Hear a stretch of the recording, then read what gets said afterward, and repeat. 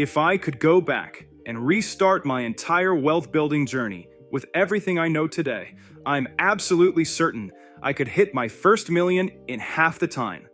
Today, I'm sharing the exact blueprint that would have saved me decades of mistakes. I call it the $1 million safety net strategy. And by the end of this video, you'll have the complete roadmap that most people never figure out until it's almost too late. But before we dive in, something happened last week that completely changed how I think about money, and it might change how you think about it too. My father-in-law, who we call Gramps, is basically Superman. He walks 8,000 steps daily, eats incredibly well, and every time he calls, he just says, "Come visit." And honestly, I feel guilty because work keeps me so busy I rarely make time. Last Tuesday, he called with a different tone in his voice. "I fell last night going to the bathroom," he said, "tripped over something and my shoulder is killing me." We thought it was nothing serious. Maybe just a bruise, maybe some soreness. But the pain got worse. When we finally got him to the doctor, the diagnosis hit like a truck. Complete rotator cuff tear, requiring immediate surgery. One day, one operation, $42,000. Thank God for insurance.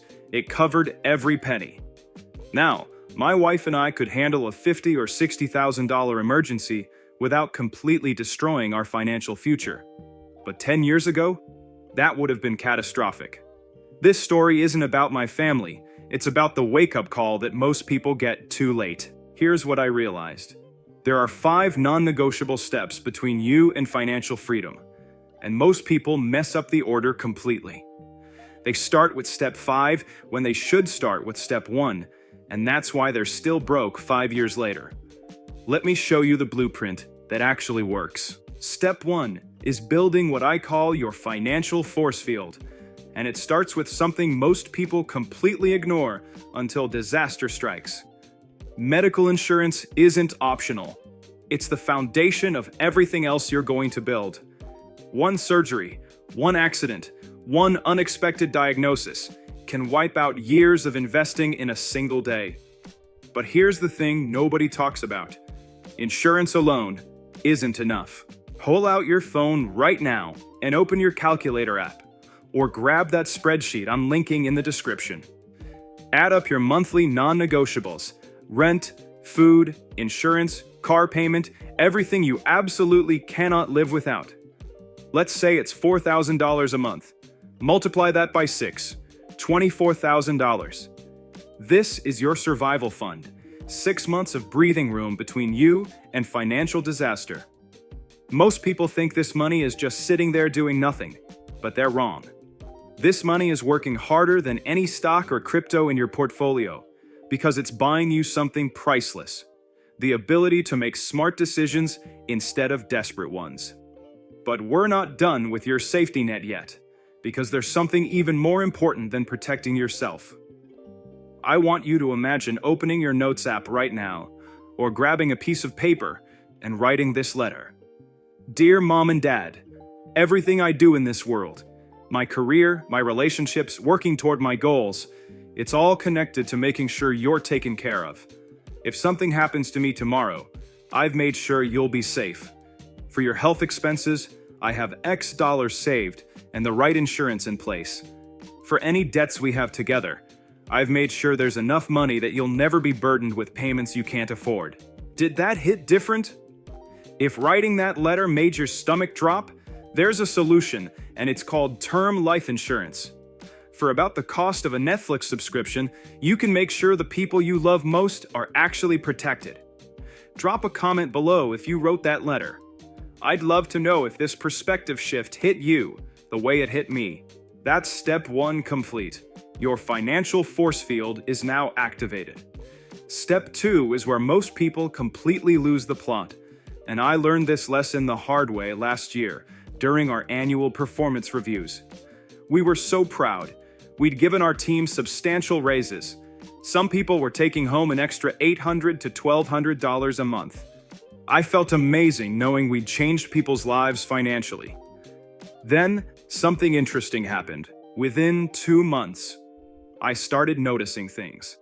Designer clothes showing up at the office, expensive coffee orders, vacation photos from places that definitely weren't budget-friendly. Someone bought a new car. Someone else upgraded their car.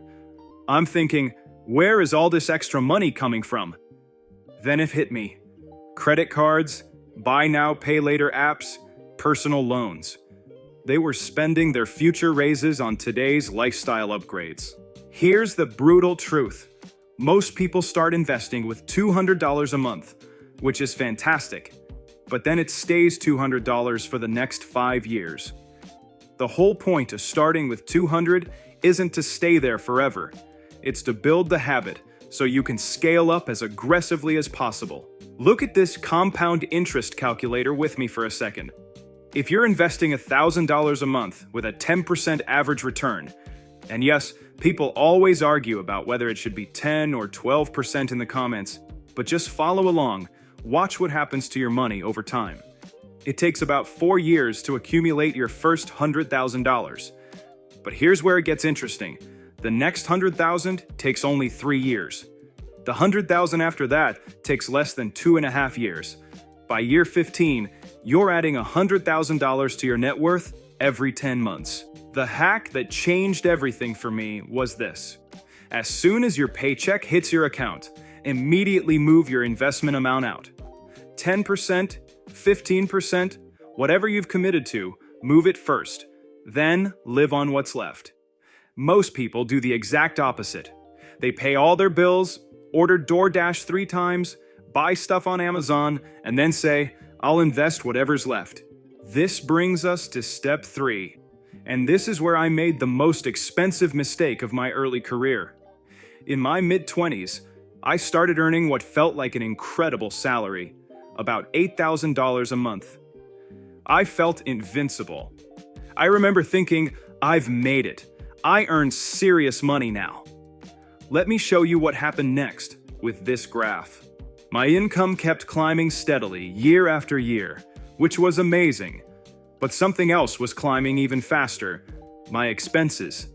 For a while, the gap between what I earned and what I spent was my savings rate, and I was killing it. But then, something shifted in my mindset. I started believing I deserved certain things because of how hard I was working.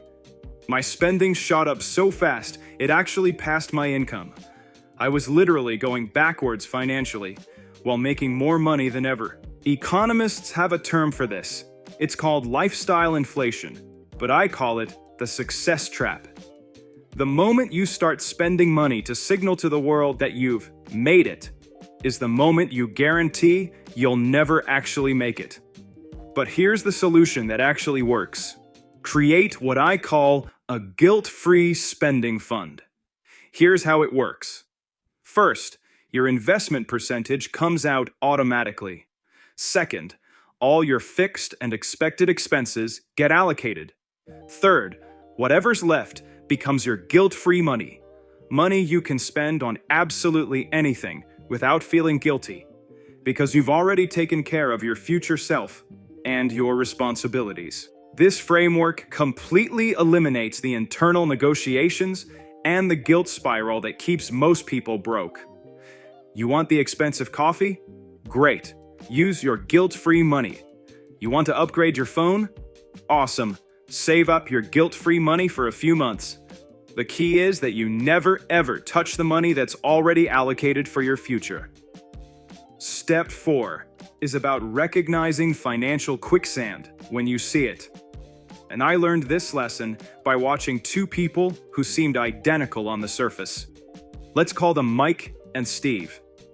Both guys have similar jobs. Both invest $1,000 a month in the same index funds. Both are targeting that 10 to 12% annual return. But there's one crucial difference. Mike has credit card debt, a personal loan, and some buy now, pay later balances. Here's the math that changes everything. While their investments are growing at 10 to 12%, Mike's debt is compounding against him at 18 to 28% interest. Every dollar he invests is being canceled out by $1.50 of debt growth. He's running uphill in quicksand. The rule is simple but non-negotiable. Pay off your highest interest debt first, then invest. I don't care if it means pausing your investing for 6 months. Getting out of the debt quicksand is the only way your investments will actually compound in your favor. But here's the most important step of all. Step 5. And it's the one that separates people who actually build wealth from people who just talk about building wealth. I call it the don't be lazy protocol. And I learned this lesson through one of the most embarrassing failures of my adult life. 3 years ago, I decided I was going to learn guitar. I had this whole vision. I'd come home from work, practice for 2 hours every day, maybe even write some songs. I bought an expensive guitar, found an amazing instructor, created a detailed practice schedule. I was going to be the guy who finally learned to play music. Want to know how that turned out? Let me play you a song. That's about the extent of my musical abilities after 3 years of commitment. I dreamed of being a guitarist. I planned to be a guitarist. I bought the equipment to be a guitarist. But I never actually practiced consistently enough to become one. Here's the brutal truth. I've been teaching people about money for over a decade now. And I've realized that all these frameworks, all these strategies, all these blueprints are completely worthless if you don't actually implement them. Most people will watch this video, feel motivated for about 48 hours, maybe even open a brokerage account, and then never actually follow through with consistent action.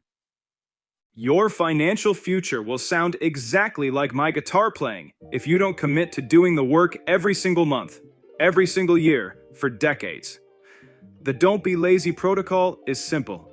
If you're not willing to automate your investments, track your spending, and stick to your plan when it's boring and when it's hard, then nothing else I've taught you matters. The 5-step blueprint is complete. Build your financial force field with insurance and emergency funds. Automate your investments before you spend on anything else. Create a guilt-free spending system to avoid lifestyle inflation. Eliminate high-interest debt before you invest. And most importantly, actually do the work consistently instead of just dreaming about the results. Here's what I want you to do right now. Pause this video, open your banking app, and set up one automated investment. $50, $100, whatever you can afford. Don't make it perfect, just make it real. Then come back and drop a comment telling me what amount you chose and which step you're going to tackle first. The difference between people who build wealth and people who stay broke isn't intelligence, it isn't luck, and it isn't having rich parents. It's the willingness to take consistent action on a plan that actually works. You now have the plan. The only question is, are you going to use it, or are you going to let your financial future sound like my guitar playing?